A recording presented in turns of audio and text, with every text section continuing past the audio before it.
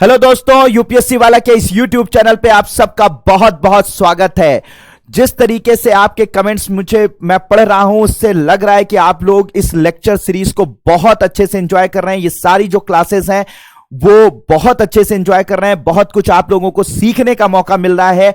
और जब आपके कमेंट के उन कमेंट्स को मैं पढ़ता हूं तो मुझे और ज्यादा एनर्जी मिलती है और ज्यादा एक कह सकते हैं मोटिवेशन मिलता है कि मैं और अच्छे लेक्चर्स और अच्छी क्लासेस जो है आप लोगों के लिए लेकर आऊं। और इसीलिए देखिए, हमारे और आपके बीच में ये जो कमेंट्स हैं, ठीक है, ये एक ब्रिज का काम करते हैं, एक तरीके से कह सकते हैं एक पुल का काम करते हैं जो हम दोनों को कनेक्ट करते हैं। ठीक है, तो आप लोग लगातार बताते रहिए कि आप कैसे क्लासेस को एंजॉय कर रहे हैं, किस तरीके से आपको मजा आ रहा है, आप लोग कुछ सीख पा रहे हैं, बेहतर सीख पा रहे हैं। ठीक है, आप लोगों के एग्जामिनेशन में किस तरीके से आप लोगों के लिए हेल्पफुल हो रहा है।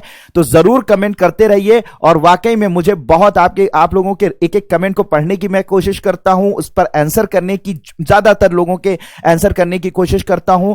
ठीक है, लेकिन बहुत सारी ऐसा अब लग रहा है कि हम सब जो है, मैं और साथ ही साथ आप सब एक दूसरे से कनेक्ट हो चुके हैं और एक दूसरे की चीजों को समझ रहे हैं। और इसी चीज को समझते हुए आज फिर एक नई क्लास के साथ, नई चीजों के साथ, बेहतरीन चीजों के साथ मैं फिर से आप लोगों के सामने हाजिर हुआ हूं। और आज हम लोग बहुत ही इंटरेस्टिंग चीजें पढ़ेंगे, जिनमें से आज हम लोग बात करेंगे मंगलयान के बारे में और एस्ट्रोसैट यानी इंडिया के पहले एस्ट्रोनॉमिकल सैटेलाइट के बारे में बात करेंगे और इनकी खोजों के बारे में बात करेंगे। बहुत कुछ सीखने का मौका मिलेगा। लगातार इस क्लास को, एक एक क्लास को में बने रहिए, एक एक क्लास का नोट्स तैयार करते रहिए। सारी चीजें मैं आपको यहीं पर तैयार करवाऊंगा। आप बेफिक्र हो जाइए साइंस एंड टेक्नोलॉजी से। करंट अफेयर के साथ मैं आपको यहां पर अपडेट कर रहा हूं। और फिर जाने की जरूरत कहां पर है सर, जब सारी चीजें मैं साइंस एंड टेक्नोलॉजी के मोस्टली क्वेश्चन यूपीएससी में करंट अफेयर ओरिएंटेड होते हैं। ठीक है, मैं यहां पर बेसिक्स भी क्लियर कर रहा हूं, करंट अफेयर भी बता रहा हूं। कहीं आपको जाने की जरूरत नहीं है, यहां पे बने रहिए, लगातार बने रहिए, लगातार आप चीजों को नोट करते रहिए। साथ ही साथ मैंने कहा, अगर कुछ आपको क्वेरीज हैं तो उसको आप कमेंट बॉक्स में पूछते रहिए और फिर आप लोगों का जो एग्जाम है वो जरूर निकलेगा, क्यों नहीं निकलेगा। और मेरी शुभकामनाएं, मेरी दुआएं भी आपके साथ हमेशा हैं। तो हम लोग आज बहुत इंटरेस्टिंग टॉपिक स्टार्ट करते हैं, मंगलयान और एस्ट्रोसैट के बारे में पढ़ते हैं। तो मंगलयान और एस्ट्रोसैट की बात की जाए तो सबसे पहले मंगलयान के बारे में आज हम लोग बात करेंगे। ठीक है, तो मंगलयान मिशन जो है वो इंडिया का प्राइड है। ठीक है, पूरी इंडिया का प्राइड है। इवन कि इंडिया का ही प्राइड क्यों, ये एक ऐसा मंगलयान मिशन था जिसको भेजने के बाद भारत ने ही इसे अपना प्राइड नहीं कहा था, इसको तो हमारे सबसे बड़े दुश्मन चाइना ने भी ए प्राइड ऑफ एशिया कह दिया था। तो ये इसकी ग्रेविटी थी, ये इसकी ताकत थी, इस मिशन की ताकत थी। तो सबसे पहले तो यही बात आप याद रखिए कि प्राइड ऑफ एशिया कहा था, किसने कहा था? चाइना ने इसे कहा था। इस मंगलयान की ये ग्रेविटी थी। तो जरा समझने की कोशिश करते हैं कि मतलब काम ऐसा करिए। देखिए, मैंने हमेशा ये बात कही है कि काम ऐसा करिए कि दुश्मन भी आपकी तारीफ करने के लिए मजबूर हो जाए, दुश्मन भी आपकी तारीफ करने के लिए मजबूर हो जाए, तब आपने वाकई में कुछ बड़ा किया है। तो याद रखिए कि ये मंगलयान का तो अचीवमेंट ये है, अचीवमेंट तो बहुत सारे हैं, ठीक है, लेकिन एग्जैक्टली आपका दुश्मन भी आपकी तारीफ कर रहा है। तो अब आप सोच सकते हैं कि इसकी क्या ग्रेविटी है। ठीक है, तो मंगलयान जो मिशन था, इसे मार्स ऑर्बिटर मिशन के नाम से भी जाना गया। किस नाम से जाना गया? मार्स ऑर्बिटर मिशन के नाम से, या मॉम के नाम से भी इसे जाना गया। ठीक है, तो जाना गया। इसको भेजा गया था 5 नवंबर 2013 को। 5 नवंबर 2013 को इसे लॉन्च किया गया था। इसका प्रक्षेपण जो है 5 नवंबर 2013 को किया गया था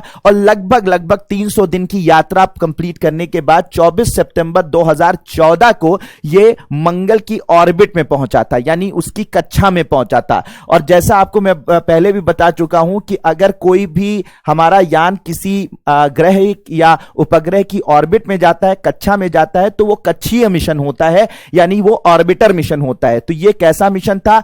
ऑर्बिटर मिशन था, यानी कक्षीय मिशन था, यानी उसकी सिर्फ कक्षा में गया था, मंगल की धरती पर यह उतरा नहीं था। यह ये बात तो अभी तक जो पुराने लेक्चर्स हैं वो सब देखकर आप लोगों को समझ में आ ही गया होगा। जिन लोगों ने पुराने लेक्चर्स नहीं देखे हैं, सच बता रहा हूं, उन्होंने बहुत बड़ी गलतियां की हैं। तो प्लीज आज मैं कहूंगा कि वो 6, 7, 8 घंटे का लेक्चर है, ठीक है, 8 घंटे का सारा पुराना लेक्चर जो है वो उसका मैं आप लोगों को एक तरीके से प्लेलिस्ट में बनवा दे रहा हूं। उस सारे के सारे लेक्चर्स को देख डालिए, समझ लो कि वही वाली बात है ना कि जैसे पीडब्ल्यू कहता है कि सिलेक्शन यहीं से होगा, वैसे ही साइंस एंड टेक्नोलॉजी के क्वेश्चन भी यहीं से आएंगे। तो इसलिए इसी उम्मीद के साथ और इस मतलब ये आप समझ ले कि बहुत इंपॉर्टेंट लेक्चर है, उनको जरूर देख डालिए। सारे लेक्चर्स बहुत बहुत ज्यादा इंपॉर्टेंट है। तो जिन्होंने छोड़ा है प्लीज ये समझ लीजिए गुनाह हो जाएगा आपके साथ अगर आपने नहीं देखा तो। और फिर एग्जाम में जब आएगा तो आप कहेंगे अरे सर पढ़ लिया होता, कर लिया होता। तो अफसोस मत करिएगा अगर नहीं देखा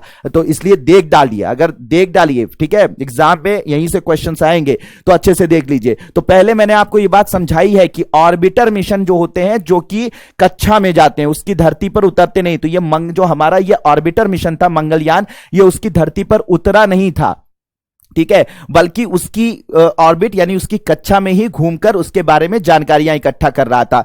तो एक तरीके से मंगलयान कहां पर पहुंचा था? मंगलयान जो है हमारा भारत का जो मंगलयान था उसके ऑर्बिट में पहुंचा था, मंगल की ऑर्बिट में पहुंचा था, उसकी कक्षा में पहुंचा था, ठीक है। कब लॉन्च किया गया था मैंने बता दिया, कब पहुंचा? 24 सितंबर 2014 में पहुंचा, ठीक है, 14 में पहुंचा। यह भारत का पहला इंटरप्लैनेटरी मिशन था। इंटरप्लैनेटरी मिशन का मतलब होता है अंतर ग्रही, हिंदी में बोलेंगे अंतरग्रही मिशन, यानी एक ग्रह से दूसरे ग्रह पर जाने वाला मिशन था। सीधी सी बात है, इससे पहले हमने चंद्रयान भेजा था, तो चंद्रयान अंतरग्रही मिशन थोड़ी ना था, वो तो हमारे ग्रह का, पृथ्वी ग्रह का उपग्रह है, तो वो तो दूसरा ग्रह थोड़ी ना है, ठीक है। दूसरे ग्रह पर अगर हम कोई मिशन भेजे तो उसे अंतरग्रही मिशन बोलते हैं। तो मार्स जो है अलग ग्रह है, अर्थ जो है अलग ग्रह है, तो हमने अपना जो मिशन जो भेजा था वो मार्स पर भेजा था और पहली बार किसी दूसरे ग्रह पर पहुंचा था। तो भारत का ये पहला अंतरग्रही मिशन है। क्या है ये? भारत का पहला अंतरग्रही मिशन है, इंटरप्लैनेटरी मिशन है,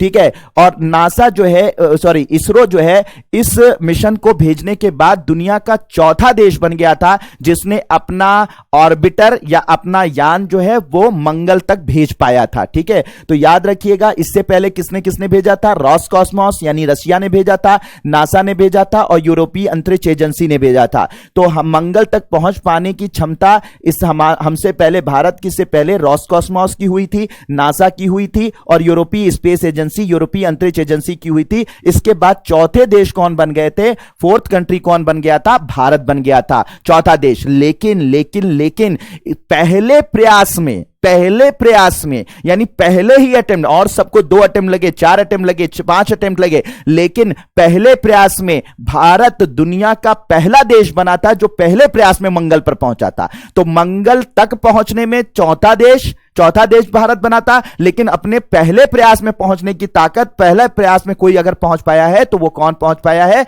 भारत देश पहुंच पाया, भारत का मंगलयान पहुंच पाया है, ठीक है। तो इस भारत को मंगल ग्रह की कक्षा में पहुंचने वाला पहला ये पहला एशियाई देश भी था और साथ ही साथ पहले प्रयास में पहुंचने वाला पूरी दुनिया का पहला देश था, पूरी दुनिया का। तो एशिया की तरफ से भारत पहला देश था जो मंगल तक पहुंच पाया और पहले प्रयास में वहां तक पहुंच पाने वाला पहला देश पूरी दुनिया का है, ठीक है, दुनिया का है, ठीक है। इसे चाइना ने भी प्राइड ऑफ एशिया कहा था, ठीक है। और मजेदार बात यह है कि आपको मैंने इसकी पहले भी कहानी सुनाई है कि इसे पीएसएलवी एक्सेल से भेजा गया था, यानी ऐसे रॉकेट से भेजा गया था जिसकी ताकत 200 से लेकर 2000 किलोमीटर तक की थी। तो 200 से लेकर 2000 किलोमीटर तक की ताकत वाले रॉकेट से, पीएसएलवी एक्सेल से हमने जो है 150 मिलियन किलोमीटर दूर, मतलब इतना आप सोचिए कि करोड़ों किलोमीटर दूर हमने मंगल तक की यात्रा कंप्लीट कर ली। तो ये अपने आप में बहुत बड़ा इतिहास था, ये अपने आप में एक बहुत बड़ा इतिहास था जिसको आज से पहले दुनिया में किसी ने नहीं रचा, ठीक है। तो हमने इतिहास रचा वहां पर पहुंचकर ही। तो लोगों ने तो कहा था भैया हमने हमारे पास तो बड़े बड़े यान हैं, ठीक है, हम पहले प्रयास में नहीं पहुंच पाए, तुम कैसे पहुंच पाओगे? हमने कहा कोई बात नहीं, हमारे पास कुछ नहीं है, खोने को कुछ नहीं है, कोई बात नहीं, लेकिन हम जाएंगे, ट्राई करेंगे। और हमने ट्राई किया, मेहनत की, ट्राई किया, और फाइनली जो है हम अपने पहले प्रयास में पहुंच गए। तो सबसे बड़ा प्रश्न चिन्ह तो यही था कि हम पहले प्रयास में पहुंच जाए, ठीक है, और हम पहुंच गए। और फिर उसके बाद ये हमने कहा था कि अगर 6 महीने, मतलब इसके जो लाइफ स्पान था वो 6 महीने था, यानी कि अगर हम वहां पहुंच गए तो यही बहुत बड़ी बात है। अगर 6 महीने हमने काम कर दिया तो समझ लो कि गंगा नहा लिया, मतलब उससे बड़ी बात तो हो ही नहीं सकती। मतलब पहले पहुंचना ही बड़ी बात पहले प्रयास में, और उसमें 6 महीने तक आप काम कर जाए तब तो फिर समझ ही लो कि बहुत बड़ी बात है। लेकिन वही होता है जब आपकी मेहनत सच्ची होती है, जब आपकी लगन सच्ची होती है, जब आप ईमानदार प्रयास करते हैं, चाहे वो यूपीएससी में करें चाहे मंगलयान भेजने में करें, जब आप ईमानदार प्रयास करते हैं तो आपका भगवान भी आपके साथ होता है, ठीक है। भगवान उन्हीं की मदद करता है जो वाकई में अपनी मदद खुद करना चाहते हैं। जब भगवान देख लेता है मेरा बंदा खूब जबरदस्त तरीके से मेहनत कर रहा है तो वो उसे अपने बंदे को मायूस नहीं होने देता। उसी तरीके से भारत का जब यान, मंगलयान वहां पर पहुंच, पहले हमने मेहनत की, पहले प्रयास में वहां पर भेज दिया, ठीक है, पहले प्रयास में भेज दिया, कम खर्चे में भेज दिया। खर्चा तो सुन लो, खर्चा लगभग सिर्फ 450 करोड़ रुपए खर्च हुआ था, जबकि उसी वक्त अमेरिका ने अपना यान भेजा था मावेन, ठीक है, अमेरिका ने, नासा ने अपना यान भेजा था मावेन में 5,500 करोड़ रुपए खर्च हुए थे, और हमारे भेजने में सिर्फ 450 करोड़ रुपए खर्च हुए थे। मतलब अगर हम यहां मंगल तक की दूरी अगर देखें, मतलब पृथ्वी से मंगल तक की दूरी देखें और पर किलोमीटर का हिसाब निकालें तो अप्रोक्सीमेटली 8 किलोमीटर 8 रुपए प्रति किलोमीटर का हिसाब बना, 8 रुपए प्रति किलोमीटर का हिसाब बना। और ओला और उबर जो है वो आपसे 9 से 10 रुपए ले लेती। भाई ओला और उबर से सस्ते में हम वहां पहुंच गए, और क्या बताएं अब आपको, इतने सस्ते में हमने पहुंचा दिया। तो एक तो सस्ते में पहुंचा दिया, ठीक है, कम क्या कहते हैं, आपने जो सीमित संसाधन थे उनकी मदद से पहुंचा दिया, पहले प्रयास में पहुंचा दिया सक्सेसफुली। 6 महीने तक हमने टारगेट बनाकर वहां भेज दिया, यही बहुत बड़ी बात थी। लेकिन आप, वही वाली बात मैंने कहा कि जब आपकी नीयत सही होती है तो आपका भगवान भी साथ देता है। जो आप काम करते हैं उससे भी बेहतर, उससे जितना सोचते हैं उससे बेहतर परिणाम मिलता है। और उससे बेहतर परिणाम यह था सर कि इसको भेजा गया, 6 महीने के मिशन के साथ भेजा गया। लेकिन जानते हैं इसका 6 महीने का मिशन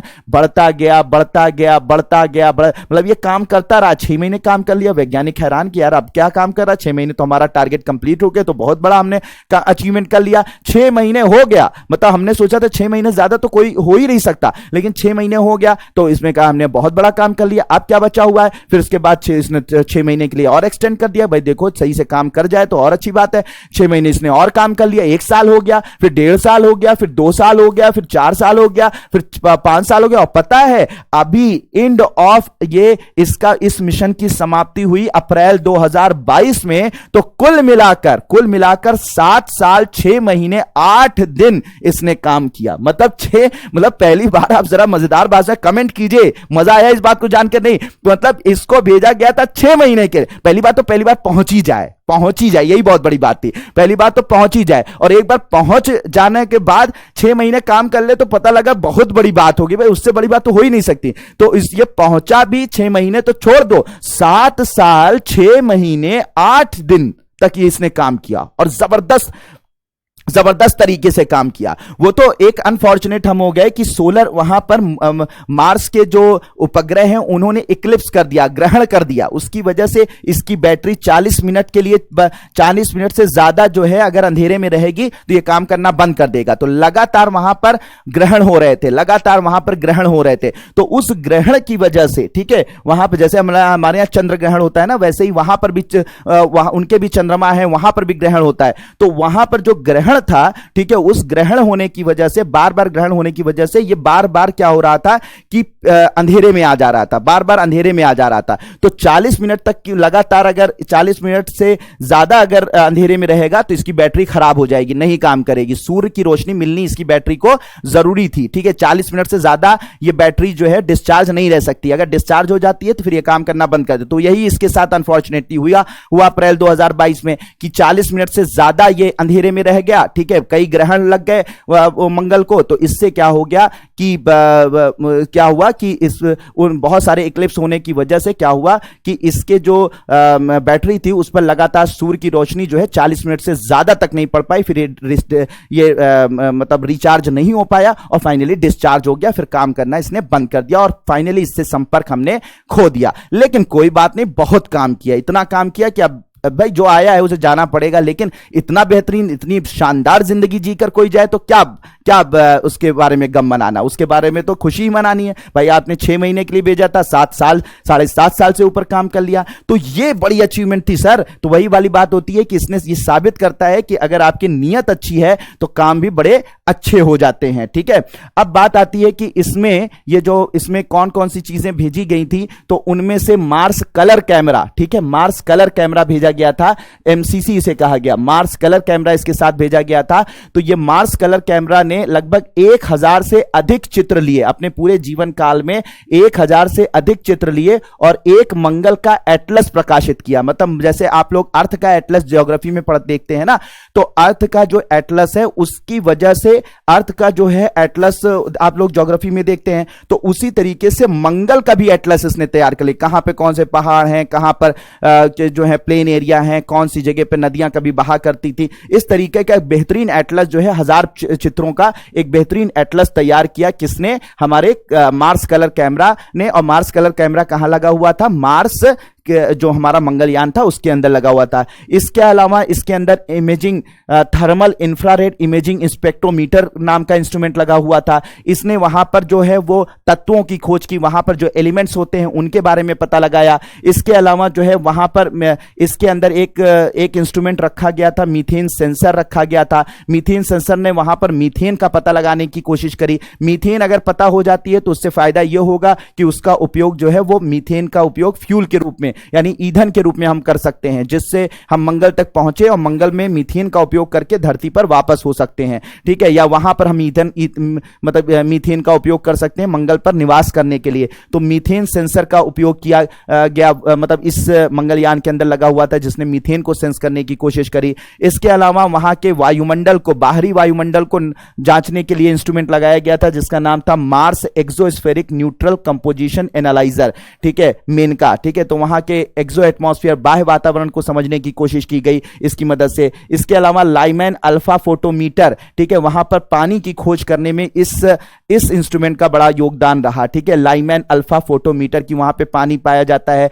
कभी पाया जाता था कि नहीं पाया जाता है, क्या वहां पर चेंजेस हुए, अभी भी पाया जा रहा है कि नहीं पाया जा रहा है, तो इन सब के लिए लाइमैन अल्फा फोटोमीटर का यूज किया गया। तो बहुत सारी जानकारियां, बहुत सारे एटलस जो है वो मंगलयान ने भेजा और जिसकी एनालिसिस अभी भी विज्ञान कर रहा है, हमारे वैज्ञानिक कर रहे हैं, और भविष्य में बहुत सारी जानकारियां जो है निकलकर इस मंगलयान के जो रिजल्ट जो डेटा भेजा है उस डेटा की मदद से बहुत अच्छे अच्छे रिजल्ट जो हैं वो निकाले जाएंगे और बहुत ज्यादा वो यूजफुल फ्यूचर में होंगे, ठीक है। तो मंगलयान जो है वो हमारा एक बड़ा जबरदस्त सफल मिशन रहा और ऐसा मिशन जो है वो बहुत ही कम देशों ने भेजा है, बहुत ही कम देशों ने ऐसे सक्सेसफुल मिशन कभी भेज पाए हैं। अब हम लोग प्लान कर रहे हैं मंगलयान 2 के बारे में, लेकिन मंगलयान 2 जो है 2026 में भेजने का हमारा प्लान था और वो भी एक ऑर्बिटर मिशन था, एक ऑर्बिटर मिशन था जो कि मंगल की ऑर्बिट में ही जाता। लेकिन अभी हमारे पास बहुत सारा प्लान है। हम आदित्य 11 भेजने वाले हैं जिसके बारे में हम लोग कल के लेक्चर में बात करेंगे। हम लोग जो है वो निसार भेजने वाले हैं, ठीक है, उसके बारे में बात करेंगे, ठीक है। हम लोग जो हैं वो चंद्रयान 3 भेजने वाले हैं। इसके अलावा हम गगनयान भेजने वाले हैं। तो बहुत सारे मिशन इतने ज्यादा इकट्ठा हो गए हैं कि अभी इस मिशन को उतना कह सकते हैं ना कि टाइम नहीं दिया जा रहा है, तो थोड़ा पोस्टपोन हो सकता है इसका मिशन। लेकिन यह है कि हम मंगलयान 2 जरूर भेजेंगे, ऐसी उम्मीद करते हैं। अभी हाल में कुछ कंट्रीज ने अपने अपने यानों को भेजा है मंगल पर करने के लिए। तो कभी कभी एग्जाम में, जैसे मंगलयान इस बार उसने उसका संपर्क खत्म हो गया, मंगलयान मिशन खत्म हो गया, तो कभी कभी यूपीएससी क्या करता है कि मंगलयान से क्वेश्चन पूछ रहा है, मतलब मंगलयान के इवेंट हुआ है तो मंगलयान को नहीं पूछेगा, उससे एसोसिएटेड मिशन पूछ लेगा। तो कुछ मिशन है उनके बारे में जो इस हाल फिलहाल भेजे गए हैं उनके बारे में आपको पता होना चाहिए। जैसे 2021 में जो है यूरोपीय स्पेस एजेंसी ने, यानी यूरोपीय अंतरिक्ष एजेंसी ने एक्सो मार्स रोवर भेजा है 2021 में। ठीक है, इसके अलावा चाइना ने तियानवेन-1 चीन का मंगल मिशन भेजा है 2021 में। ये सब याद रखिएगा, कहां का मिशन है? तियानवेन-1 चीन का है। एक्सो मार्स किसका है? यूरोपीय स्पेस एजेंसी, यूरोपीय अंतरिक्ष एजेंसी का है। संयुक्त अरब अमीरात, ये बहुत इंपॉर्टेंट है, हो सकता है ये पूछा जा सके। ठीक है, क्योंकि संयुक्त अरब अमीरात बड़ा छोटा सा देश है, उसने भी मंगल तक अपनी यात्रा पूरी की, वो भी अपने पहले अटेम्प्ट में पहुंच गया, ये बहुत बड़ी बात है। ठीक है, तो संयुक्त अरब अमीरात का एक मिशन है होप मिशन। ठीक है, यूएई का पहला इंटरप्लैनेटरी मिशन है होप। ठीक है, होप, तो ये भी 2021 में भेजा गया। मंगल 2 और मंगल 3 जो है सोवियत संघ, ये इसको मत याद रखिए, पुराना हो चुका। नासा का परसेवरेंस रोवर जो है वो इस वक्त काम कर ही रहा है, जहां पे इंजेन्युटी जो हेलीकॉप्टर है वो भी इसी के साथ अटैच करके भेजा गया था। तो मंगल पर उड़ने वाला यानी हेलीकॉप्टर जैसा कोई छोटा सा हेलीकॉप्टर है, जैसे आप लोगों के घर में जो वो पिक्चर में ड्रोन होता है ना, जो मतलब शादी ब्याह में जो ड्रोन से पिक्चर लेते हैं, तो उतना बड़ा, जितना बड़ा वो ड्रोन होता है, आपने शादी ब्याह में देखा होगा, तो उतना बड़ा एक छोटा सा हेलीकॉप्टर जो है वो भेजा है, जिसका नाम इंजेन्युटी है। क्या नाम है? इंजेन्युटी। ठीक है, तो उस किसने भेजा है? नासा ने। तो वो इंजेन्युटी जो हेलीकॉप्टर है उसने पहली बार जो है वो मंगल पर उड़ान भरी और सफलतापूर्वक उड़ान भरी, और ये अपने आप में बहुत बड़ा अचीवमेंट है कि किसी अंतर ग्रह पर, किसी दूसरे ग्रह पर हमने हेलीकॉप्टर तक उड़ा लिया। ठीक है, तो सारी चीजें तो ये याद रखिएगा, ये सारी चीजें याद रखिएगा। चलिए अब हम लोग बात करते हैं एस्ट्रोसैट के बारे में। ये भी हमारे लिए बहुत बड़ा प्राइड है, बहुत बड़ा प्राइड है एस्ट्रोसैट। एस्ट्रोसैट क्या है? एक एस्ट्रोनॉमिकल सैटेलाइट है, एक खगोलीय उपग्रह है। ठीक है, खगोलीय उपग्रह है, भारत का पहला खगोलीय उपग्रह, भारत का एकमात्र खगोलीय उपग्रह, भारत का पहला खगोलीय उपग्रह, भारत का एकमात्र खगोलीय उपग्रह, जो हमारी पृथ्वी के चारों तरफ हमारी लो अर्थ ऑर्बिट में मौजूद है और पृथ्वी का अध्ययन नहीं कर रहा। पृथ्वी का चक्कर तो लगा रहा है, लेकिन पृथ्वी का अध्ययन नहीं कर रहा है, बल्कि पृथ्वी का ना अध्ययन करके ये हमारे जो स्पेस है, हमारा जो ब्रह्मांड है, हमारा जो यूनिवर्स है, उसका अध्ययन कर रहा है। एक तरीके का एक दूरबीन है, ये दूरबीन जैसा है। ठीक है, दूरबीन जैसा है, जिसकी मदद से ये अपनी ये जो एस्ट्रोसैट है, ये एक प्रकार का दूरबीन है, जिसकी मदद से ये स्पेस में, ये ब्रह्मांड के जो रहस्य हैं उनको उजागर करने की कोशिश कर रहा है। और जबरदस्त इसने काम किया है। अभी देखिएगा, मजा आ जाएगा आप लोगों को जानकर कि इसने क्या क्या अचीवमेंट की हैं। ठीक है, तो इसे भेजा गया था, इसरो ने इसको भी पीएसएलवी एक्सेल से भेजा था। कल इसे भेजा था, पीएसएलवी एक्सेल से भेजा था। कब भेजा था? 2015 में भेजा था। ठीक है, 15 में भेजा था पीएसएलवी एक्सेल से, और भेजा था। और ये इंडिया का पहला एस्ट्रोनॉमर, मैंने बता ही दिया आपको। इस मिशन के बहुत सारे उद्देश्य थे। ठीक है, उद्देश्य थे, लेकिन इसने बहुत सारे जो उद्देश्य थे उससे भी ज्यादा अचीवमेंट्स की हैं। तो हम लोग अचीवमेंट्स पे बात करते हैं, उनके जो उद्देश्य थे उसको पूरा किया है कि नहीं किया है, उस पर हम लोग यहां पर बात करते हैं। ठीक है, बात करते हैं। तो ये एस्ट्रोनॉमिकल जो सैटेलाइट है, यानी कि ये जो अंतरिक्षीय उपग्रह है, भारत का खगोलीय उपग्रह है, इसने जबरदस्त काम किए, जानकर आपको मजा आ जाएगा। ठीक है, सबसे पहले इसने 5 जनवरी 2017, ठीक है, को एक गामा किरण विस्फोट देखा इसने। ठीक है, गामा किरण विस्फोट देखा। ठीक है, और वो गामा किरण विस्फोट जो है वो एक सुपरनोवा विस्फोट था। ठीक है, उस सुपरनोवा विस्फोट से निकला था। गामा रेज होती है ना, अल्फा बीटा गामा रेज होती हैं, तो गामा रे का बहुत बड़ा सा विस्फोट हुआ। बहुत सारी गामा रेज एक जगह से निकलती हुई देखी, तो बाद में पता चला कि ये कहां का विस्फोट है। तो ये जो गामा रे विस्फोट हुआ था, ठीक है, ये असल में एक सुपरनोवा ब्लास्ट हुआ था। तो उस सुपरनोवा ब्लास्ट से निकल रही थी, तो उसको पहली बार नोटिस किया किसने? हमारे इस अंतरिक्षीय उपग्रह ने, खगोलीय उपग्रह ने, जिसे एस्ट्रोसैट कहते हैं। अब कुछ लोग कह रहे होंगे सर ये गामा सुपरनोवा विस्फोट क्या है, तो समझिएगा, छोटा शॉर्ट में आपको समझा देता हूं कि इसे समझ लीजिए, बहुत अच्छे, और समझ में आ जाए तो लिखिएगा कमेंट। अगर किसी ने अगर ये बातें समझ ली और इसके बाद कमेंट ना किया तो समझ लेना, ठीक है, समझ लेना, मतलब इतनी कॉम्प्लेक्स चीजें, इतनी जटिल बातें अगर आपको समझा रहा होगा, आपको समझ में आ जा रही हैं और आप कमेंट नहीं कर रहे हैं, ठीक है, कंजूसी कर रहे हैं, तो फिर आप सोच लीजिए, फिर मैं भी फिर आपके हिसाब से प्रयास करूंगा। तो आप सोचिए कि भाई वही वाली बात है ना, मोहब्बत दोनों तरफ से होनी चाहिए। एक तरफा मोहब्बत कामयाब नहीं होती है, हमेशा मोहब्बत दो तरफा ही कामयाब होती है। ठीक है, मेरी तो मोहब्बत बिल्कुल क्लियर है, जाहिर हो चुकी है। ठीक है, आपने पिछले कई क्लासेस में और बहुत सारी क्लासेस में आपने देख लिया कि मैं अपना जितना कोशिश हो सकता है, अपनी पूरी जितनी दम हो सकती है उतनी लगाने की कोशिश करता हूं कि आपको सरल शब्दों में कॉम्प्लेक्स, जटिल से जटिल चीजों को समझाने की कोशिश करूं। तो मेरा पूरा प्रयास है। तो मेरी मोहब्बत तो जाहिर है आपके लिए, आपकी मोहब्बत मेरे लिए अभी जाहिर पूरी तरह से नहीं हो पाई है, नहीं, बिल्कुल नहीं हो पाई है। ठीक है, तो अब देखता हूं कि कितनी मोहब्बत आप करते हैं। ठीक है, तो बताइए कि कैसा है। तो आप समझिए एक पहली बात, पहले उसको कमेंट लिखने से पहले समझ लीजिए कि आपको समझ। तो जितने भी इस ब्रह्मांड में जो तारे होते हैं ना, सुन लीजिए, जितने एक एक पॉइंट पर आपके क्वेश्चन बन सकते हैं, इतना इंपॉर्टेंट है ये। तो आपका जो ये पूरा का पूरा ब्रह्मांड है ना, इस ब्रह्मांड में ये जो लाखों अरबों खरबों तारे देख रहे हैं, ये लाखों अरबों खरबों जो तारे हैं वो एक धूल के, एक गैस के बादल से बनते हैं। ठीक, किससे बनते हैं? गैस के, धूल के बादल से बनते हैं। और उसे हम लोग नाम देते हैं नेब्यूला। क्या बोलते हैं? नेब्यूला। क्या कहा जाता है? नेब्यूला। ठीक, क्या बोला जाता है? नेब्यूला। ठीक, समझ में आ रही बात? तो अगर आपसे ये क्वेश्चन पूछा जाए तारों का निर्माण कहां होता है, तो आप बताइए कि गैसीय बादल में, और उसका नाम क्या है? नेब्यूला। क्या बोला जाता है? नेब्यूला कहा जाता है। ये बात बिल्कुल क्लियर हो गई, नेब्यूला कहा जाता है। समझ में आ रही बात? तो नेब्यूला से ही हमारे, इसमें ज्यादातर हाइड्रोजन गैस होती है, हीलियम गैस होती है, तो ऐसे गैसों का एक बहुत बड़ा बादल होता है, वहां पर तारों का निर्माण होता है। तो तारों का जन्म, ठीक है, तारों का जन्म कहां होता है? गैस के एक बादल में, जिसे हम लोग नेब्यूला कहते हैं। ठीक है, अब दो तरीके के तारे बनते हैं। ठीक है, दो तरीके के, छोटा तारा बनता है, स्मॉल स्टार बनता है, छोटा तारा, स्मॉल स्टार। ठीक है, छोटा तारा। तो छोटा जो तारा बनेगा, ठीक है, छोटा जो तारा बनेगा, जैसे हमारा सूर्य है, सूर्य एक छोटा तारा माना जाता है। ठीक है, तो छोटा तारा बनता है। तो छोटा तारा जब बन जाता है, उन वो गैसेस जो हैं आपस में कंडेंस हो जाती हैं, तो जब एक छोटा तारा बनता है तो ये फिर इसके बाद इसके अंदर कौन सी? नाभिकीय संलयन की प्रक्रिया होती है। कौन सी प्रक्रिया होती है? नाभिकीय संलयन की प्रक्रिया होती है। नाभिकीय संलयन की प्रक्रिया में क्या होता है? जो हाइड्रोजन गैस होती है, हाइड्रोजन के दो समस्थानिक आपस में जुड़ते हैं, हाइड्रोजन 1s2 1s3 ये आपस में जुड़ते हैं, और इससे क्या निर्माण होता है? हीलियम का निर्माण होता है।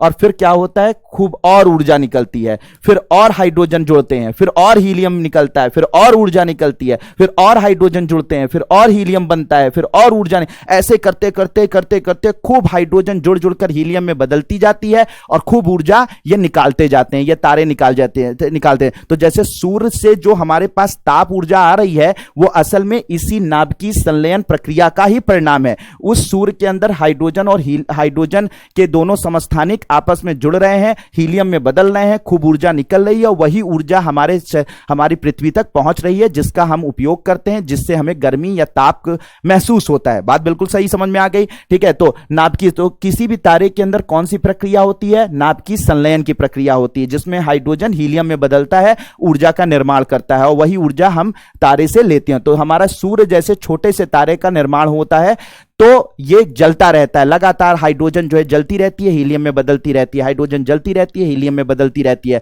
और ऐसा अरबों साल होता है, जब तक हाइड्रोजन पूरी तरीके से समाप्ति पर ना आ जाए। भाई फ्यूल है, हाइड्रोजन कैसे यूज हो रहा है? फ्यूल की तरह से, यानी कि एक तरीके से ईंधन की तरह से। ये ईंधन धीरे धीरे धीरे धीरे धीरे धीरे जलता रहेगा, और फिर उसके बाद एक समय आएगा खत्म होने लगेगा। तो जब ये अपना अरबों साल जलता रहेगा और ईंधन खत्म होने लगेगा, तो ये अपने आकार में बड़ा हो जाएगा, ये तारा अपने आकार में बड़ा हो जाएगा, लेकिन फ्यूल कम हो गया, ये फैल जाता है, थोड़ा फैल जाता है। जैसे कहते हैं ना कि जैसे दीपक बुझने से पहले इसकी लौ और बड़ी बड़ी हो जाती है, तो वैसे ही ये भी तारा जो होता है, जब मरने के कगार पे आता है, बुढ़ापे पे आता है, तो ये बहुत बड़ा सा हो जाता है। ठीक है, और इसे रेड जायंट बोलते हैं, ये लाल दानव कहते हैं, इसे लाल दानव तारा बोलते हैं, या रेड जायंट स्टार बोलते हैं। ठीक है, और उसके बाद क्या होता है? इस तारे की मृत्यु हो जाती है, और तारे की जो मृत्यु होती है उसे हम लोग बोलते हैं प्लैनेटरी नेब्यूला। क्या बोलते हैं? प्लैनेटरी नेब्यूला, ग्रही नेब्यूला। इसे क्या कहा जाता है? ग्रही नेब्यूला। ठीक है, इसे ग्रही नेब्यूला के नाम से जाना जाता है। तो जब एक छोटा सा तारा जन्म लेता है, बड़ा होता है, लाल दानों में बदलता है, और उसके बाद ये विस्फोट करके खत्म हो जाता है। ये मतलब एक छोटा सा विस्फोट, एक छोटा सा वो होता है, फिर उसके बाद ये खत्म हो जाता है और ये ग्रही नेब्यूला में बदल जाता है। तो जब एक छोटे तारे की मृत्यु होती है तो वो किस में बदल जाता है? ग्रही नेब्यूला में बदल जाता है। ठीक है, ग्रही नेब्यूला में बदल जाता है और बाद में व्हाइट ड्वार्फ में बदल जाता है, यानी सफेद दानव में बदल जाता है, सफेद बौना वामन। ठीक है, सफेद बौने तारे में ये बदल जाता है, सफेद बौने तारे में बदल जाता है। तो लास्ट में ये मृत्यु हो जाती है। तो अगर आप कहेंगे सूर्य की मृत्यु जब होगी तो वो किस में बदल जाएगा? लास्ट में सफेद बौने तारे में बदल जाएगा। उसका सारा फ्यूल खत्म हो जाएगा। उसका जो फ्यूल होता है, जो हाइड्रोजन हीलियम में बदलता है, फिर हीलियम जो है किसी दूसरे एलिमेंट्स में बदल जाती है, दूसरे तत्व में बदल जाता है और वो तत्व पूरे ब्रह्मांड में फैल जाता है और फाइनली जो है सफेद बौन ठंडा हो जाता है। ये तारा ठंडा हो जाता है और सफेद बौने तारे में बदल जाता है। तो इसका मतलब एक छोटे तारे का अंत जो होता है, सूर्य जैसे तारे का अंत सफेद बौने तारे के रूप में होता है। ठीक, लेकिन अगर सूर्य से बड़ा, मुझे लगता है क्लियर हो गया होगा बात, बिल्कुल कोई आप लोगों को इसमें शक की गुंजाइश नहीं होगी। लेकिन उसी जगह पर एक अगर मान लीजिए कि इसी नेब्यूला से बड़े तारे बने, यानी सूर्य से लगभग 8 गुना बड़े, 9 गुना बड़े या और भी बहुत बड़े बड़े, तो जब एक बड़ा तारा बनता है, एक बड़ा तारा बनता है, एक लार्ज स्टार बनता है, तो यह बड़ा तारा जब बनेगा तो इसके अंदर भी वही प्रक्रिया होगी, नाभिकीय संलयन की प्रक्रिया। इसमें भी खूब फ्यूल होगा, खूब जलेगा, लाखों करोड़ों अरबों सालों तक ये जलता रहेगा और जब ये मृत्यु के करीब आएगा तो ये भी बड़ा हो जाएगा और बड़ा होकर रेड सुपर जायंट में बदल जाएगा, रेड सुपर जायंट स्टार में बदल जाएगा, लाल महादानव तारा में ये बदल जाएगा, लाल महादानव तारे में बदल जाएगा। ठीक है, ये बड़ा होकर लाल महादानव तारे में बदल जाता है। बड़ा तारा, छोटा तारा लाल दानव में, और ये जो है जो छोटा तारा होता है, बड़ा तारा होता है, ये लाल महादानव में बदल जाता है। ठीक, और फिर जब ये फैलने लगता है, इसका जो न्यूक्लियस होता है, जो इसका केंद्र होता है, वो भारी होता जाता है और ये फैलता जाता है और न्यूक्लियस इसका जो केंद्र होता है वो भारी होता जाता है। भारी होते होते होते होते होते होते मतलब वो हाइड्रोजन हीलियम में बदल बदल के इसके कोर को, इसके जो कोर होता है उसको इतना भारी कर देते हैं कि एक बारगी एक जबरदस्त तरीके का ब्लास्ट होता है, एक जबरदस्त तरीके का विस्फोट होता है और उस विस्फोट को ही हम बोलते हैं सुपरनोवा विस्फोट। क्या बोलते हैं? सुपरनोवा विस्फोट। तो जब सुपरनोवा विस्फोट कब होता है? जब एक बड़े तारे का अंत होता है। तो बड़े तारे का अंत जो है वो अंत से पहले एक सुपरनोवा विस्फोट होता है और ये जो सुपरनोवा विस्फोट होता है ना, इसकी वजह से इतनी ज्यादा ऊर्जा निकलती है कि अगर पृथ्वी के सबसे करीब तारा जो हमारे से कई लाइट ईयर दूर है, ठीक है, प्रॉक्सिमा सेंचुरी जिसे बोलते हैं, जो हमें बिल्कुल छोटा सा दिखाई पड़ता है, ठीक है, अगर उसमें सुपरनोवा विस्फोट हो जाए तो आप जानते हैं, कहा जाता है कि सुपरनोवा विस्फोट अगर जिस वक्त प्रॉक्सिमा सेंचुरी में अगर जैसे तारे में हो जाए, जो इतने हमारे पृथ्वी के करीब पाया जा रहा है, मतलब करीब का मतलब कई लाइट ईयर दूर है, मतलब सबसे करीब तारा वे जो बिल्कुल छोटा सा दिखाई, अगर उसमें सुपरनोवा विस्फोट हो जाए तो कहते हैं कई सालों तक, कई 100 सालों तक पृथ्वी पर प्रकाशमय हो जाएगी। पृथ्वी प्रकाशमय मतलब पृथ्वी पर कभी रात और दिन होगा ही नहीं, सिर्फ दिन ही दिन रहेगा, क्योंकि उसमें इतनी ऊर्जा निकलेगी। हमारे अगर सबसे खगोली, हमारा सबसे करीबी तारा सूर्य को छोड़ सूर्य के अलावा किसी खगोली तारा जो सबसे सूर्य के बाद जो सबसे करीबी तारा है, अगर उसमें सुपरनोवा विस्फोट हो तो इतनी ऊर्जा निकलेगी कि उसकी वजह से पृथ्वी पर कई 100 सालों तक जो है अंधेरा हो ही नहीं पाएगा, क्योंकि उसका प्रकाश इतना ज्यादा होगा कि यहां दिन ही जैसा माहौल बना रहेगा। सोचिए इतनी ऊर्जा, जबकि वो कितनी दूर है, ठीक है, ऐसा कहा जाता है। तो सुपरनोवा ब्लास्ट जबरदस्त तरीके का ब्लास्ट होता है और जब जबरदस्त तरीके का ब्लास्ट होता है तो इससे फिर बनते हैं छोटे छोटे बहुत ज्यादा जो है कंडेंस, बहुत ज्यादा डेंसिटी वाले, बहुत ज्यादा कह सकते हैं घनत्व वाले, बहुत ज्यादा घनत्व वाले, यानी 21-22 किलोमीटर का डायामीटर होता है इनका, ठीक है, सिर्फ 21-22 किलोमीटर के होते हैं, लेकिन इतने भारी होते हैं, इतनी ज्यादा घनत्व होता है कुछ स्टार्स का, जिन्हें हम बोलते हैं न्यूट्रॉन स्टार। क्या बोलते हैं इन्हें? Neutron star. क्या बोलते हैं? न्यूट्रॉन स्टार या न्यूट्रॉन तारा बोलते हैं। तो न्यूट्रॉन तारा कब बनता है? जब एक बड़ा तारा समाप्त होता है है, सुपरनोवा विस्फोट होता है। सुपरनोवा विस्फोट के बाद एक भारी और अत्यधिक घनत्व वाला, एक भारी, फिर से बोल रहा हूं, भारी और अत्यधिक घनत्व वाला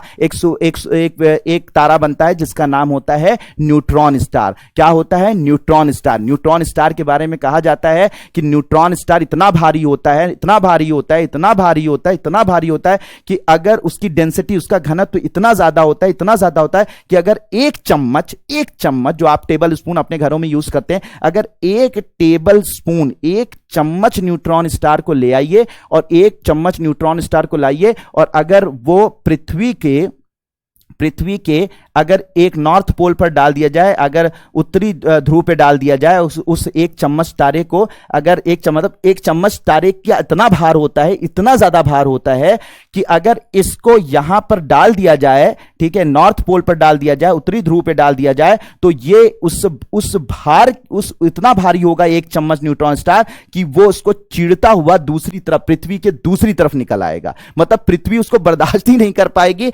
ये पूरा का पूरा न्यूट्रॉन स्टार जो एक चम्मच हम डालेंगे वो इतना भारी होगा कि पृथ्वी उसको बर्दाश्त ही नहीं कर पाएगी।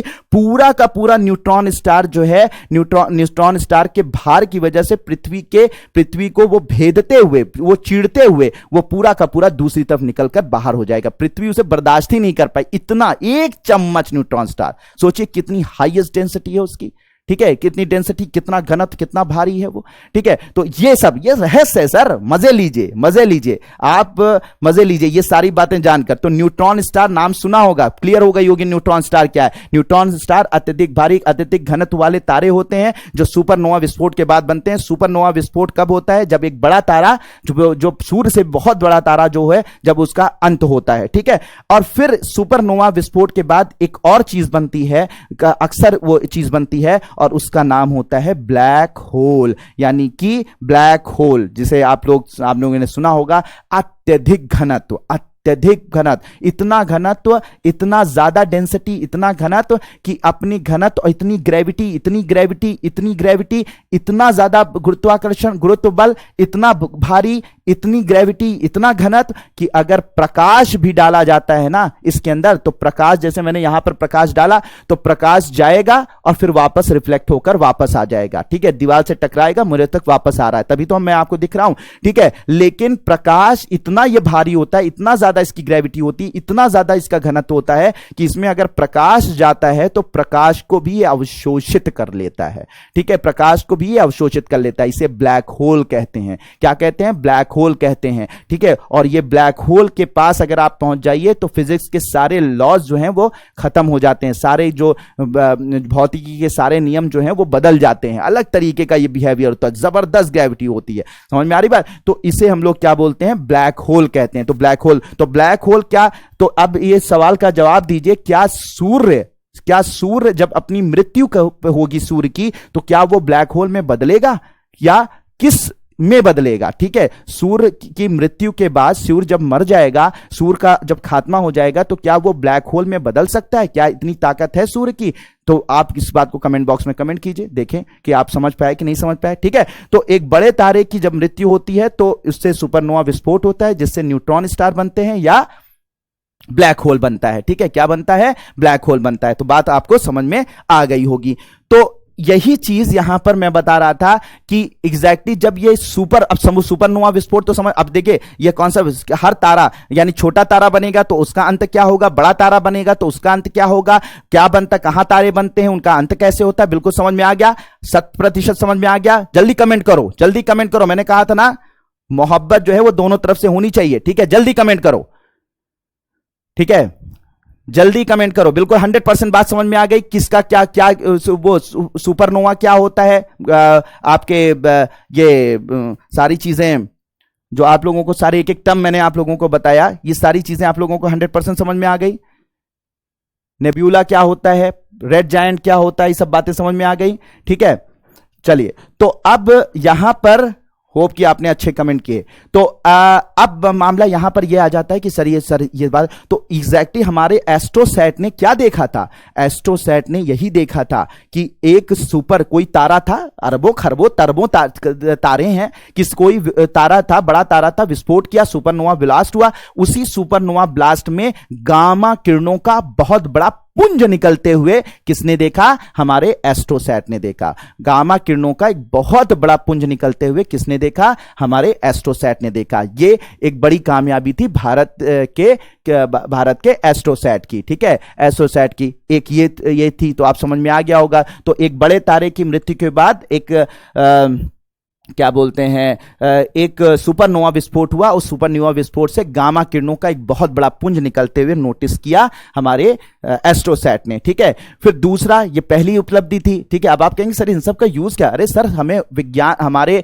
अंतरिक्ष को की रहस्यों को समझने का मौका मिलेगा कि आखिर इस गामा किरणें निकली तो क्या इसका असर होगा, पूरे ब्रह्मांड पे क्या असर होगा, ये सब समझने का इसके बहुत सारे मतलब इसके जो है मीन्स हो सकते हैं, मतलब हो सकते हैं, ठीक है। वो वैज्ञानिक उन रहस्यों को सॉल्व करते रहते हैं, सीखते रहते हैं, समझते रहते हैं, वो सब उनका काम है, ठीक है। आप इतना समझिए कि क्या इसने नोटिस किया, ठीक है। दूसरा नोटिस किया कि कभी कभी होता क्या है कि कभी कभी एक बहुत छोटा तारा जिसके अंदर बहुत ज्यादा ग्रेविटी होती है, बहुत ज्यादा गुरुत्व बल होता है, बहुत ज्यादा चीजों को खींचने की क्षमता होती है, तो कभी कभी ऐसे स्टार को हम लोग बोलते हैं, ऐसे स्टार को हम लोग क्या बोलते हैं?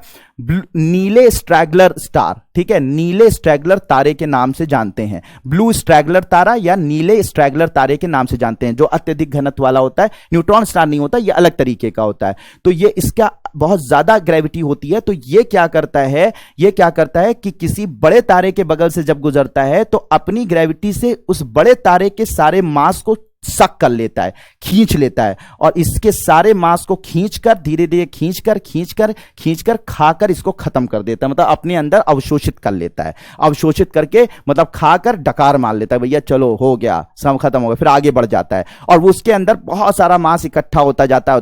तो ये बहुत ज्यादा ग्रेविटी वाला ये स्टार, जिसे ब्लू स्ट्रैगलर स्टार बोलते हैं, नीला स्ट्रैगलर स्टार बोलते हैं, ये क्या करता है? बड़े तारे को खाते हुए, मतलब बड़े तारे के बगल से गुजरते हुए उसे खाकर खत्म कर देता है। ऐसा इसका फीचर क्यों होता है, क्या होता है? माना तो जाता है कि ग्रेविटी की वजह से, लेकिन और भी बहुत सारे रहस्य होंगे, उस पर वैज्ञानिक काम कर रहे हैं, वैज्ञानिक उस रहस्य को सुलझाने की कोशिश कर रहे हैं। तो साथी तारे के तो इस तरीके की जो प्रक्रिया है, इस प्रक्रिया को कैप्चर किया, किसने कैप्चर किया? हमारे एस्ट्रोसैट ने। मतलब ये चीज सुनी जाती थी, लेकिन इस चीज को बाकायदा देखकर और नोटिस करने का काम किसने किया? एस्ट्रोसैट ने किया कि ब्लू स्ट्रैगलर स्टार एक बड़े स्टार को, बड़े तारे को खा रहा था, उसको जो है कैप्चर किया, इस सीन को कैप्चर करके, ठीक है, कैप्चर करके दुनिया को दिखाया कि देखिए आप लोग बात करते थे, मैंने इस चीज के सबूत ढूंढे हैं कि ऐसा भी होता है। भाई ये जो ब्रह्मांड है रहस्यों से भरा हुआ है, बहुत रहस्यों से भरा हुआ है। तो ये ब्रह्मांड जो है रहस्यों से भरा हुआ है, तो इसमें अब एक से एक चीजें निकलती रहती हैं, उनका कारण ढूंढा जाता रहता है। समझ में आ रही बात? तो ये सारी चीजें। फिर उसके बाद हम लोग बात करेंगे, तो इसको एक दूसरी चीज इसने नोटिस की।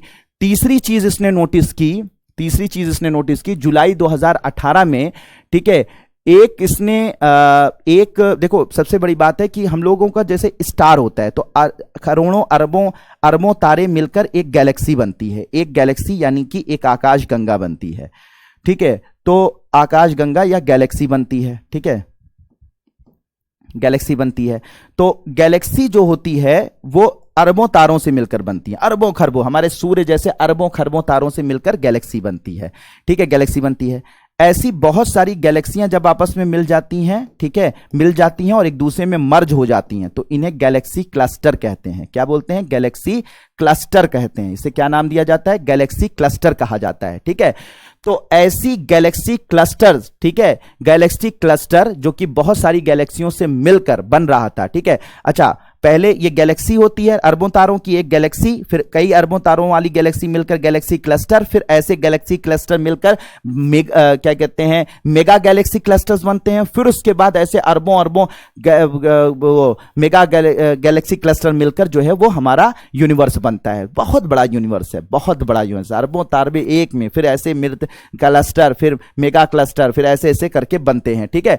तो हुआ क्या कि एक गैलेक्सी क्लस्टर को देखा किसने? एस्ट्रोसैट ने एबल 2256 उसका नाम था। क्या नाम था गैलेक्सी क्लस्टर का? गैलेक्सी क्लस्टर क्या होते हैं? कई गैलेक्सियों का आपस में जब मिलन होता है, आपस में मर्ज होती हैं, तो उन्हें हम गैलेक्सी क्लस्टर कहते हैं। तो कई गैलेक्सियां जब आपस में मर्ज होती हैं उन्हें गैलेक्सी क्लस्टर बोलते हैं। तो एबल 2256 नाम के गैलेक्सी क्लस्टर को आपस में बनते हुए, ठीक है, देखा किसने? हमारे एस्ट्रोसैट ने। तो एबल 2256 नाम दिया गया आकाशगंगा समूह, आकाशगंगा के 3 अलग अलग समूहों से बना, जो सभी एक दूसरे के साथ विलय कर रहे थे। मतलब अलग अलग जो एबल 2 नाम दिया गया आकाशगंगा समूह, मतलब कि एबल 2256 जो है वो अलग अलग गैलेक्सी क्लस्टर्स थे, 3 अलग अलग गैलेक्सी क्लस्टर थे। वो तीनों अलग अलग गैलेक्सी क्लस्टर आपस में मिलकर एक सुपर क्लस्टर, एक मेगा क्लस्टर बना रहे थे। ठीक है, 3 अलग अलग गैलेक्सी क्लस्टर थे, यानी कि गैलेक्सियों के अलग अलग गैलेक्सी क्लस्टर थे जो कई गैलेक्सियों से मिलकर बने थे। वो आपस में मिलकर एक बड़ा क्या बना रहे थे? मेगा गैलेक्सी क्लस्टर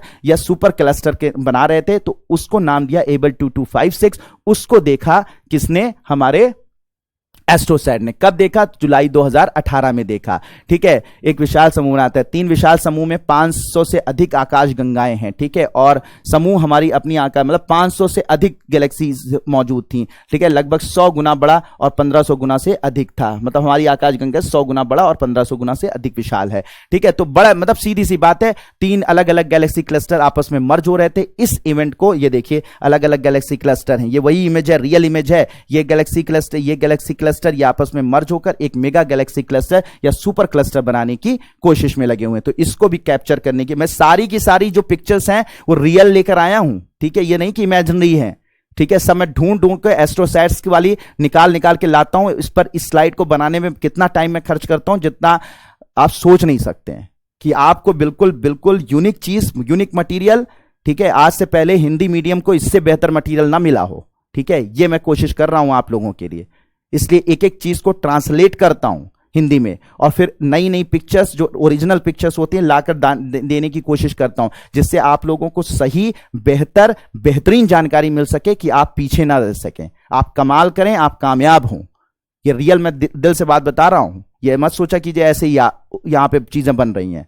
ठीक है, तो सारी चीज, और ये पर्सनली मैं खुद मेहनत करता हूं इस पर। ठीक है, तो इसलिए इसका रिगार्ड कीजिए, खूब मेहनत कीजिए। ठीक है, तो ये गैलेक्सी क्लस्टर बन रहे हैं। ठीक है, 3 बड़े बड़े गैलेक्सी से बने हुए क्लस्टर है, तो ये भी देखा। इसके अलावा एक नई गैलेक्सी की खोज की हमारे एस्ट्रोसैट ने, जिसका नाम था ऑड FS01। क्या नाम था गैलेक्सी का? एक आकाशगंगा ऑड FS01 नामक एक आकाशगंगा की खोज की। ठीक है, और इसको खोज की किसकी मदद से? एस्ट्रोसैट की मदद से। तो एक नई आकाशगंगा, ठीक है, एक नई आकाशगंगा की खोज की ऑड FS01। ये जो है आपको जो दिखाई पड़ रही है, ये एस्ट्रोसैट की मदद से कनक साहा, ठीक है, Kanak Saha inter university centre for astronomy and astrophysics Pune. तो वहां ये वो इंस्टीट्यूशन है, वो ऑर्गेनाइजेशन है, ठीक है, वो जगह है, मतलब वो इंस्टीट्यूशन है जिसका नाम है inter university centre for astronomy and astrophysics Pune, जिसके वैज्ञानिक कनक साहा हैं। तो कनक साहा और उनकी टीम ने कहाँ के हैं Kanak Saha? Inter university centre for astronomy and astrophysics Pune ने। ठीक है, तो जब एस्ट्रोसैट ने इमेज भेजी तो एस्ट्रोसैट तो इमेज भेज देता है, आंकड़े भेज देता है। अब आप खोजो कि कौन सी गैलेक्सी है, नई गैलेक्सी है कि पुरानी गैलेक्सी है। तो कनक साहा और उनकी टीम ने मिलकर इस नई गैलेक्सी की खोज की। ये नई गैलेक्सी है, ये नई गैलेक्सी की खोज की। ठीक है, नई गैलेक्सी की खोज की जिसका नाम रखा ऑड FS01। तो ये भी एक बहुत बड़ा अचीवमेंट है। किसका अचीवमेंट है? हमारे एस्ट्रोसैट का, कि नई गैलेक्सी की खोज की गई इसके आंकड़ों की मदद से। तो बिल्कुल होप कि ये बात बिल्कुल 100% क्लियर हो चुकी होगी। इसके अलावा 2021 में 2021 में हाल ही में खगोलविदों ने एक गोलाकार गैलेक्सी एक गोलाकार कह सकते हैं कुछ स्टार क्लस्टर की खोज की है। ये जो स्टार हैं, ये जो तारे हैं, ये अल्ट्रावायलेट चमकीले तारों का एक समूह खोजा है, जिसमें अल्ट्रावायलेट रेज निकल रही हैं, अल्ट्रावायलेट किरणें निकल रही हैं। तो अल्ट्रावायलेट चमकीले तारों का एक समूह खोजा है जिसका नाम दिया है NGC 2808। क्या नाम दिया है? NGC 2802। ठीक है, तो NGC 2802 क्या है? अल्ट्रावायलेट चमकीले तारे हैं। ठीक है, ये स्पेशल एक विशेष तारे हैं जो कि बहुत ही रेयर होते हैं, बहुत कम दिखते हैं। तो ऐसे कम दिखने वाले बहुत रेयर अल्ट्रावायलेट चमकीले तारों की चमकीले तारों का एक समूह, एक क्लस्टर। ठीक है, ये वो वाला क्लस्टर नहीं है, ये तारों का क्लस्टर है, तारों का एक समूह है, एक अलग तरीके के तारों का समूह है जिसका नाम है जिसे तारों का समूह है जिसे अल्ट्रावायलेट चमकीले तारे कहते हैं। तो ऐसे 34 अल्ट्रावायलेट चमकीले तारों का एक समूह, 34 अल्ट्रावायलेट तारे हैं, उनका एक समूह, उनका अल्ट्रावायलेट स्टार का जो क्लस्टर है, ठीक है, क्लस्टर है जिसका नाम दिया गया NGC 2802। ठीक है, तो NGC 2802 किसका नाम है? 34 अल्ट्रावायलेट, ये स्पेशल तारे हैं, इनका अलग फीचर है। अब इस पर रिसर्च हो रहा है कि इन तारों का फीचर क्या क्या है, इन तारों से हम ब्रह्मांड को और समझने की कोशिश करेंगे।